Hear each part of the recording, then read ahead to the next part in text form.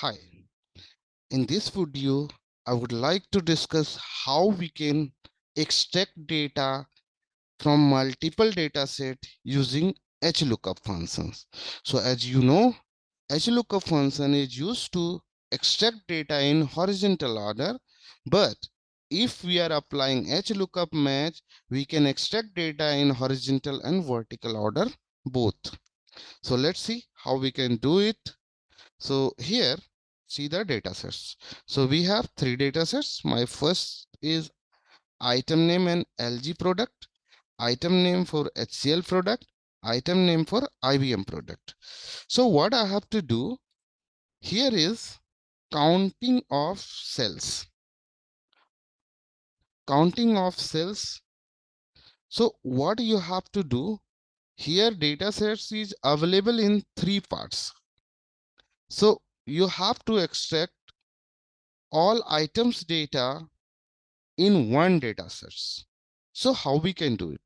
So you will have to apply HLOOKUP function, take lookup value as a header, freezed here row. Why I'm freezing here row? Row is fixed here. Row number 1 is fixed, but column is moving. So B column, C column, D column. So this lookup value move in right side.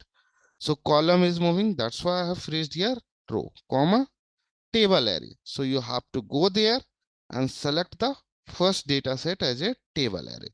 Freezed it, comma, then you have to apply row index number. So if I apply here row index number manually, we will not get correct data. So you need to apply here match function. Then you have to go there in this data set. You have to take lookup value as a mouse, and you have to take here freeze. So freeze here column, because row number 2 has mouse A2, A3, A4. So A is everywhere. So you have to freeze A. Row is moving 2, 3, 4. So comma. Now you have to take the position of these item into your data sets. So here I'm applying HLOOKUP on first data set. So you have to select entire data range. Freezed it. In this data range, I will get the position of our item number, item name, comma, 0, bracket close, comma, 0. Then bracket close, enter. So see here, I'm getting data for LG product. But if I drag in right side, we will get error. So if I'm getting error, I have already told you how we can replace our error with if error function. So you need to replace the error. So here you need to apply if error. If you want to replace the error with blank, then you have to take inverted comma twice, then enter. Now drag in right side and down side, you will get blank. See here, instead of error, I'm getting blank. So what you have to do, no need to take here blank. You need to take here second HLOOKUP to find out the data from second set for HCL. So you need to apply here after if error, you have to apply HLOOKUP match on second data set. So you have to go there and take lookup value first. Then you have to freeze here row, comma, then look table array. You have to take table array from second data set. Freezed it, comma, then match. Match I have taken. You have to go there and take lookup value as a item name.